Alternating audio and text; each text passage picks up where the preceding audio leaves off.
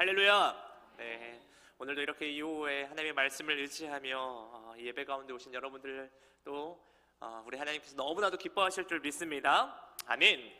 네, 오늘 여러분과 이제 신앙생활의 가장 위험한 적이라는 이 제목으로 함께 또 사도행전 10장의 말씀을 나누려고 하는데요. 이 10장 말씀 참 여러 가지들이 있는데 좀 어려울 수 있습니다. 근데 여러분 쉽게 다 이해할 수 있을 거라고 생각되고, 제목이 좀 되게 거창한데 또 막 엄청 어려운 주제는 아니니까요. 함께 잘 따라올 수 있었으면 좋겠습니다. 2014년이죠. 2014년에 중앙일보에 기사가 하나가 났는데요. 오늘 이거를 하나 좀 여러분들이 보고 오늘 본문을 좀 이해하면 더 좋을 것 같아가지고 제가 사진을 하나 가져왔는데, 이제 퀴즈 같은 겁니다. 우리 오정림 권사님, 저 앞에 보이는 저 사람이요, 저 사람 어떤 사람인 것 같습니까? 네. 총을 들고 뭔가 위협하는, 뭔가 그런 테러리스트 같은, 그런 사람인 것 같죠. 우리 김도우 장로님 좀 어떤 사람인 것 같습니까? 저 사람 여자같이 보인다. 그렇게 맞습니다. 제가 그 답을 좀 공개해드리면 그 다음 페이지에 있습니다.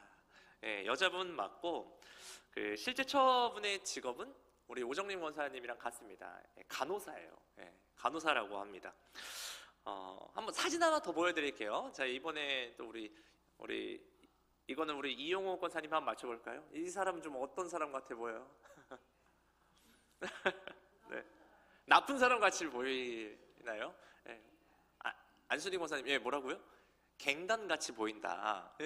맞습니다. 좀 이렇게 봤을 때는 그렇게 보이는데요. 실제로는 좀 어떤 사람인지 한번 다음 페이지 보여주시면 잘 모르시겠죠. 근데 저 사람이 명문, 그 세계적인 명분이죠. 하버드 대학교를 나온 세계적인 학자입니다. 이제 한번 저 보여주시면 여기까지만 하고요. 되게 그 보이는 모습과 아까 전에 그 첫 번째 화면에 보셨던 그 모습과는 좀 이 사람들이 실제로는 다른 이력들을 가지고 있는 분들이라는 걸 우리가 방금 전에 좀 볼 수 있었는데요. 이처럼 우리 안에는요, 이미 자리 잡고 있는 우리만의 편견이라는 것들이 있어가지고요, 뭔가 다른 사람들을 볼 때 어떤 모습으로 보이는지에 따라서, 그것에 따라서 이미 우리는 그 사람에 대해서 뭔가 딱 판단을 하고 그 사람에 대한 편견이 딱 우리를 사로잡죠. 그래서 딱 그렇게 보죠. 마찬가지로 오늘 이제 본문 말씀 한번 보면요, 이 사람이 가진 우리들의 이 편견이라는 게 얼마나 우리의 신앙생활 가운데 그 하나님의 역사를 가로막고 있는지에 대해서 보여주고 있는 본문이 어쩌면 이 본문이랑 되게 비슷합니다. 이 본문이에요. 왜 그런지 오늘 본문 말씀 우리 한번 계속 보면서 함께 살펴보도록 할 텐데요. 오늘 본문 1절을 우리 한번 읽으면서 시작해 볼까요? 시작! 가이사랴에 고넬료라 하는 사람이 있으니 이달리아 부대라 하는 군대의 백부장이라. 먼저 이 10장을 시작하면서 고넬료라는 사람이 등장을 하잖아요. 근데 이 사람이 어디에 살고 있다고 그러죠? 가이사랴라는 곳에 살고 있는 이달리아 북대 백부장이라고 소개되어져 있습니다. 그런데 이 당시가 어떤 시대였냐면 로마 시대거든요. 이 로마 시대의 이 백부장이라는 장교의 계급은요, 사실 그렇게 높은 계급은 아닙니다. 우리나라로 치면, 지금 군대로 치면 거의 중대장 정도? 우리 남자분들 좀 이해하실 수 있는데 중대장 정도에 해당하는 계급입니다. 그런데 중요한 것은요, 지금 아까 고넬료가 어느 지역에 있었다고 그랬죠? 가이사랴라는 곳에 있다고 했어요.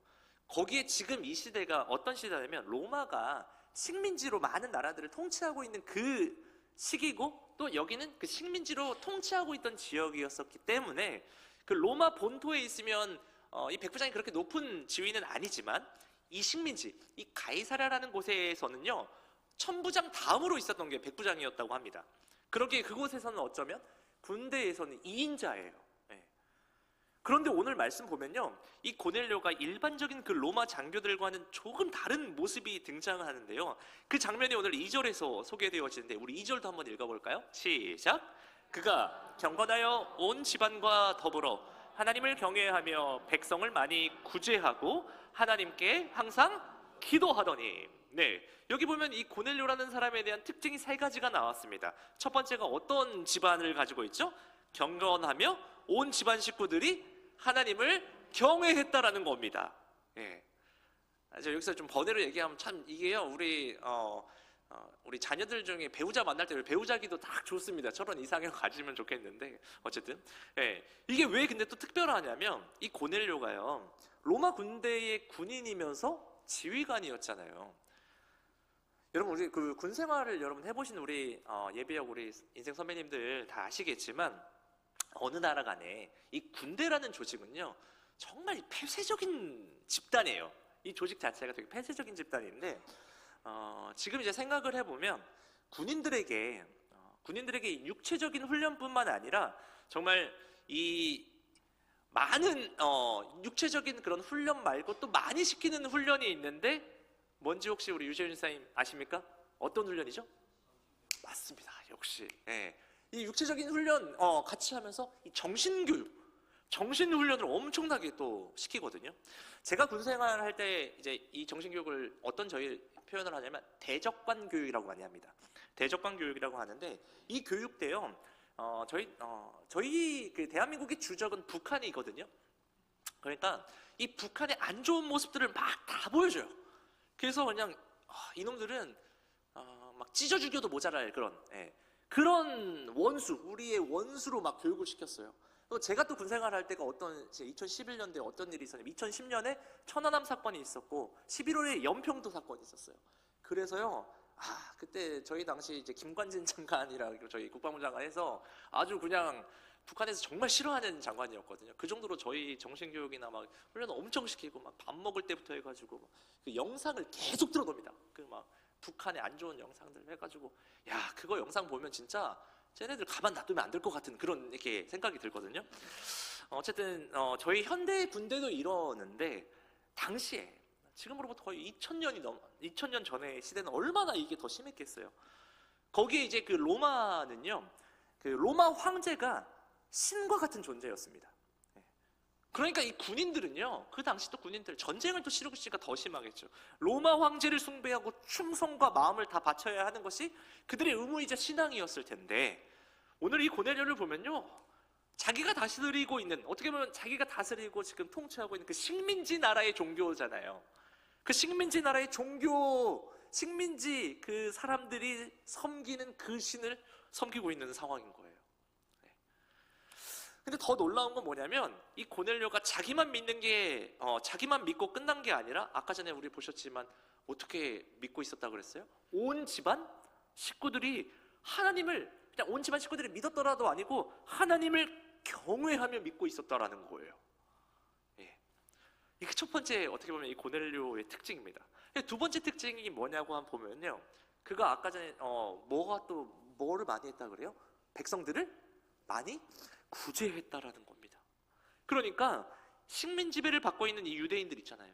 그 유대인들 중에 얼마나 가난하고 힘든 사람들 얼마나 많았겠습니까? 밥 한 끼 먹기도 어려운 그 사람들을요, 그 사람이 돕고 구제했다라는 겁니다. 그냥 구제한 게 아니라 여기서 뭐라고 했었습니까? 힘썼대요. 아주 아름다운 모습인데 참 특이한 장면이기도 하죠. 거기 세 번째로 보면요, 고넬료는 항상 뭐 했다고 나오죠? 하나님께 기도했다라고 해요. 이것도 되게 특별한 부분인 것 같은데요. 아마 당시 믿음이 있는 유대인들조차도요, 항상 하나님께 기도하는 사람들 많지 않았을 겁니다. 우리 요즘 시대에 우리 성도님들 기도 많이 하십니까? 우리도 그런데 그때 당시에는 얼마나 더 그랬겠습니까? 왜 그러냐면 그때 당시에는 더 그래요. 자기가 그 하나님 앞에 기도한다라는 거 들키면요, 나뿐만 아니라 내 모든 가족들이 다 죽을 수 있어요. 그런데 이 이방인이면서 하물며 이 로마의 군인 지휘관이 매일 하루도 빠지지 않고 항상 하나님께 열심히 기도했다라는 거, 이거 정말 놀라운 일이죠. 그런데 이 사람이요, 여기서 끝난 게 아니에요. 이 특별함이 여기서 끝나는 게 아니라 또 어떤 일이 있는지 한번 우리 봐볼까요? 우리 본문 3절에서 5절까지인데요. 우리 한번 읽어볼까요? 시작! 하루는 제9시쯤 되어 환상 중에 밝히 봄에 하나님의 사자가 들어와 이르되 고넬료야 하니, 고넬료가 주목하여 보고 두려워 이르되 주여 무슨 일이니까? 천사가 이르되 너의 기도와 구제가 하나님 앞에 상달되어 기억하신 바가 되었으니 내가 지금 사람들을 요파에 보내어 베드로라 하는 시몬을 청하라. 아멘. 오늘 아까 저기 3절에 보시면은 9시죠. 우리 첫 때 당시에 9시면 우리나라 시간이랑 겹치면 몇 시간을 더하라 그랬죠? 네, 6시간을 더하시면 됩니다. 9시니까 몇 시인 거죠? 3시입니다. 오후 3시예요. 저희 지금 이 시간대랑 비슷하죠? 오후 3시 시간에 해 창창 뜨고 있잖아요. 이 대낮에 환상을 보게 된 겁니다. 천사가 등장을 하고요. 그에게 그 천사가 음성을 들려줍니다. 뭐라고 했죠? 4절 하반절에 보시면 너의 기도와 구제가 하나님 앞에 상달되어 기억하신 바가 되었느니라. 그러니까 그동안 고넬료가 얼마나 열심히 기도하고 얼마나 진심으로 구제했는지를 우리 하나님께서 기억하시고요, 우리 하나님께서 보셨고요, 하나님께서 들으셨고 기억하셔서 오늘 성경에서 뭐라고 표현합니까? 상달되었다고 말씀하고 있습니다. 그러니까 이 하나님도요, 이 고넬료의 기도와 구제를, 이 사람의 진심을 인정해 주신 거죠. 네. 그런데요, 참 이게 오늘 특이해요. 고넬료의 이 믿음, 하나님도 인정하신 이 믿음을요 절대로 인정하지 않는 사람들이 등장을 합니다. 네. 그게 누군지 아십니까? 바로 우리가 생각했을 땐 예수 믿지 않는 사람들일 거라고 생각이 드는데, 고넬료의 믿음을 인정하지 않고 비방했던 사람이 오늘 5절에서 천사가 고넬료에게 청하라고 하는 사람, 바로 예수님의 수제자 베드로입니다. 베드로는요 동의할 수가 없었어요. 왜냐하면 이유는 하나예요. 고넬료는 이방인이었기 때문입니다. 거기에 고넬료는 그 이방인 중에서도 로마 사람이었어요. 자기들을 식민지하고 있는 그 로마 사람이었고, 자기 민족을 짓밟았던 거기에 로마 군인이자 지휘관이었기 때문이에요. 그래서 이 당시에 이 유대인들이 이방인들을 향한 그 이방인을 향해 가지고 있는 그 편견이 정말 상상을 초월할 정도로 심각했었습니다. 마찬가지로 이 베드로도 이런 편견이 가득했던 사람이었던 거죠. 근데 우리가 생각을 해보면 베드로가 어떤 사람이죠? 지금 보면 이 초대교회에서 성령을 체험하고, 베드로가 막 설교하면 3,000명, 5,000명이 회개하고 돌아오는 능력을 받은 사람이에요. 네. 그런데 이 베드로 안에 편견이 있었다라는 겁니다. 아무리 성령을 받고 예수님과 3년을 같이 생활하며 지금 어떻게 보면 예루살렘 교회의 지도자가 된 베드로라 할지라도 그 베드로 안에 편견이 있으니까요, 하나님의 역사를 방해합니다. 이런 걸 통해서 우리가 좀 배울 수 있는 것 같아요. 우리 안에요 편견이 있으면요 어떻게 되는지 여러분들 더 잘 아실 것 같아요. 우리 안에 뭔가 이 편견이 들어오게 되면요, 그냥 충분한 근거 없이 그 사람을 직접 경험해보지도 않았는데도 그 사람 나쁘게 보잖아요. 누군가가 이렇게 들은 소리로. 인간에게 한번 이 고착된 편견이라는 게요 참 쉽게 바뀌지 않는다고 합니다. 한번 우리 눈에 이 색안경이 씌워지면요, 그 다음부터는 끊임없이 부정적인 그 태도와 사고를 일관되게 갖게 되는 거거든요. 그런데 여러분, 이게 우리 교회 공동체 안에서도 너무나도 이 큰 문제들을 낳아요. 우리 교회 안에서도 그런 일들이 일어나는 거죠. 왜냐하면 한번 어떤 사람이요 좀 이렇게 싫은 행동하고 그래버리면 그 사람의 그런 부정적인 모습들, 안 좋은 모습들이 계속 보이고 그 사람이 좋은 모습 보이는 것도 그냥 가식처럼 보이거든요. 막 싫어요. 이게 편견이 그렇거든요. 사람을 미워하게 하고 증오하게 하거든요. 그래서 우리가 이 편견이 너무나도 우리가 주의해야 될 거거든요. 그런데 이 편견이 어떻게 생기게 되냐면 누군가의 부정적인 말로 시작됩니다. 그놈의 말이 한 사람의 인생과 그 가정의 인생을 망칠 수 있는 무서운 일이에요.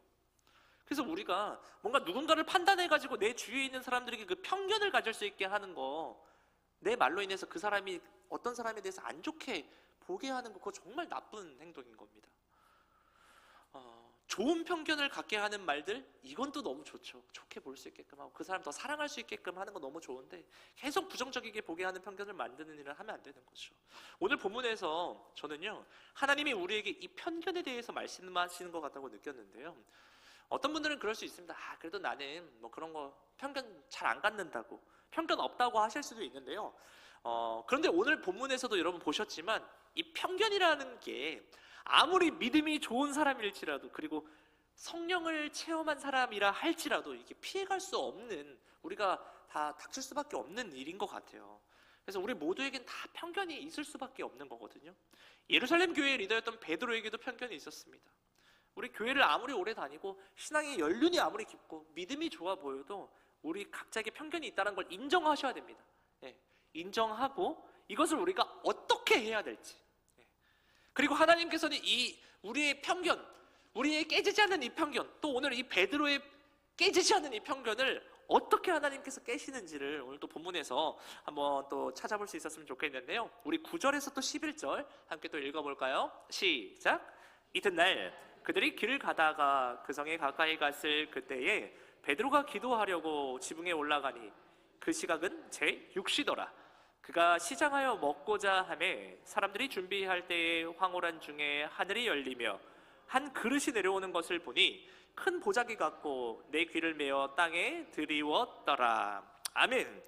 베드로가 기도하러 지붕에 올라갑니다. 오늘 말씀을 보니까 제6시라고 하네요. 그러면은 우리 시각으로 몇 시? 6시간 높여요. 6시간. 6시니까 6시간 12시죠. 네, 그러니까 정오입니다. 점심시간인 거죠. 12시 되니까. 네, 이 점심시간이 되었는데 베드로가 매우 배가 고픈 거예요. 그런데 그때 하나님께서 기도 가운데 환상을 하나 보여주시는데요. 하늘에서 큰 바구니 하나가 쫙 내려옵니다. 바구니가 하나 쫙 내려오는데 또 그릇 하나가 내려오고 이제 보자기가 있는데 그 안에 짐승들, 많은 짐승들과 이제 새가 담겨져 있는 거예요. 그런데 오늘 10절에 보시면 아까 지금 베드로의 상태가 어떻다고 했습니까? 시장하여. 네, 그러니까 배가 고픈 거잖아요. 그때 음성이 들려오는 거예요. 우리 13절, 14절 한번 읽어볼까요? 어떤 음성이 들려오는지 시작!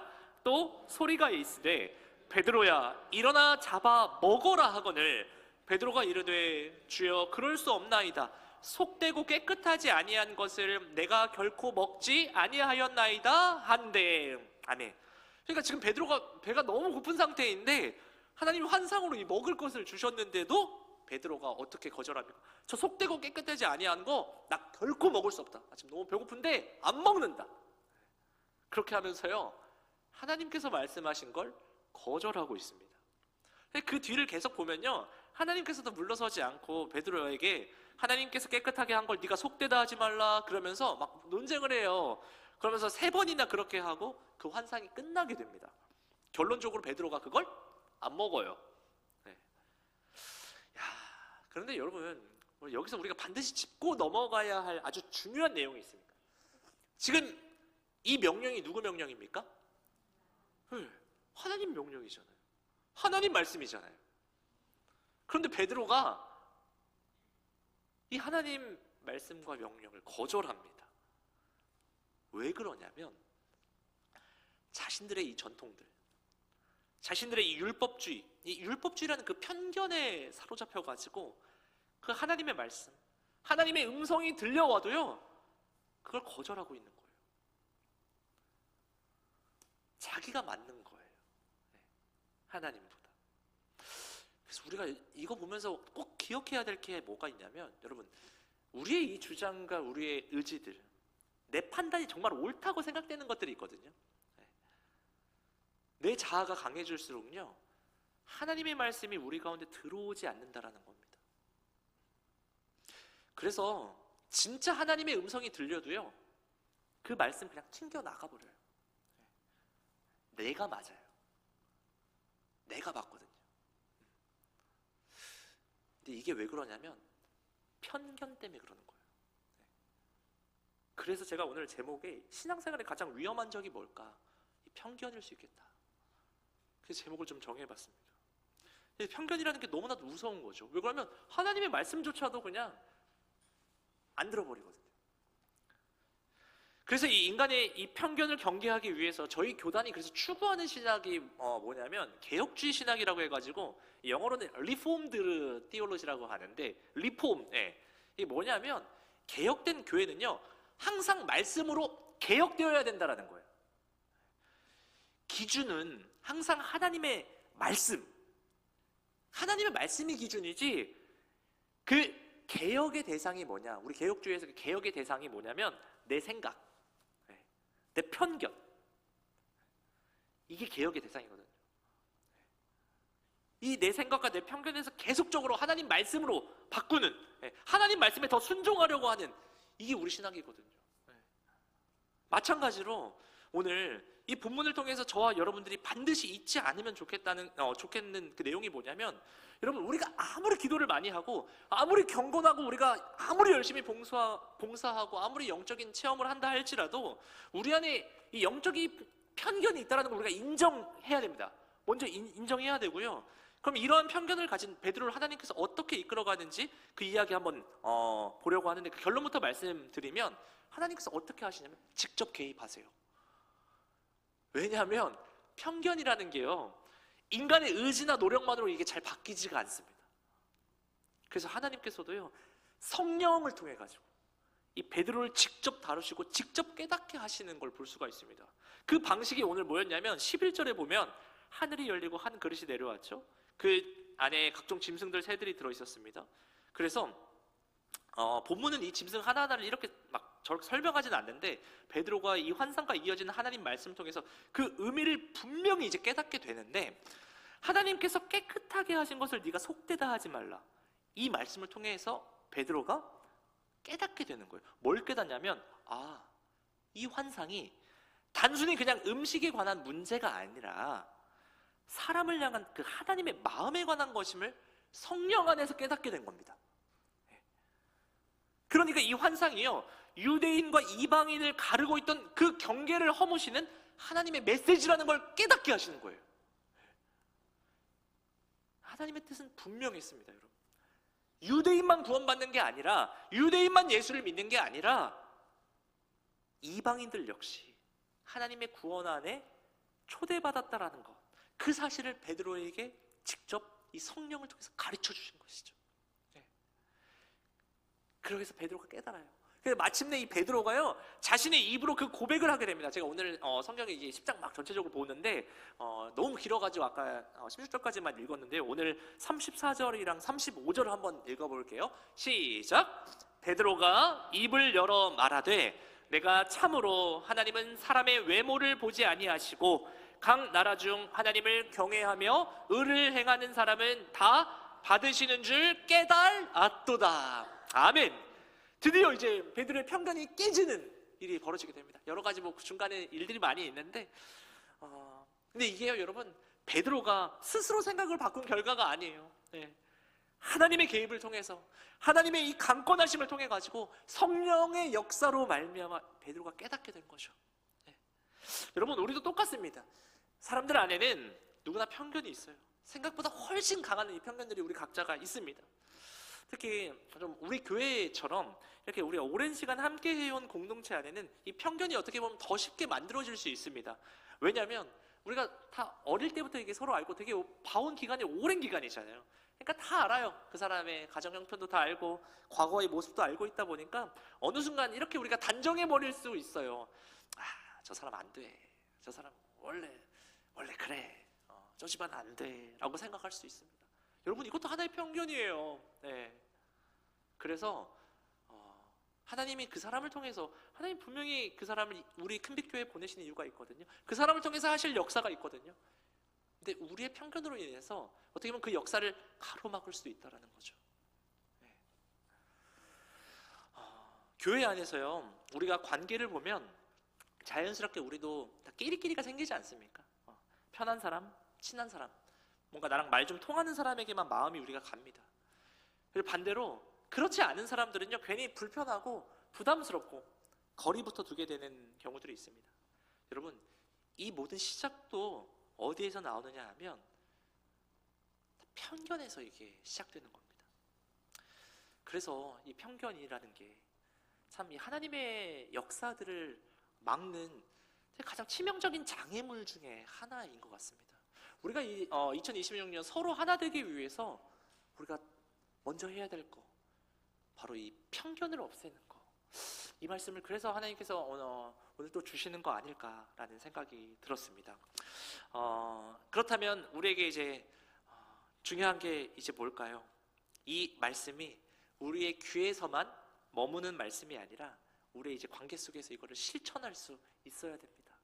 여러분, 혹시 지금 내 주위에 내가 가진 편견으로 인해서 뭔가 그 사람과 가까이 하지 않으려고 하고, 뭔가 그 사람은 뭔가 내 삶 가운데, 내 생활 가운데 차치하려고 하고 좀 제외하려고 하는 그런 나의 모습들은 없는지 한번 우리 주위를 돌아봤으면 좋겠고, 나를 한번 돌아봤으면 좋겠고, 여러분, 그거 정말 깨지기 쉽지 않거든요. 어떻게 해야 될까요? 기도해야죠. 성령님, 내 안에 있는 그 편견, 그 사람을 향한 그 편견 하나님께서 만져주세요. 풀릴 수 있는 시간 허락해달라고 우리 그렇게 기도하며 우리의 관계가 회복되고 또 서로 하나 될 수 있는 우리 2026년 큰빛교회 모든 성도님들 되시기를 축원합니다. 기도하겠습니다.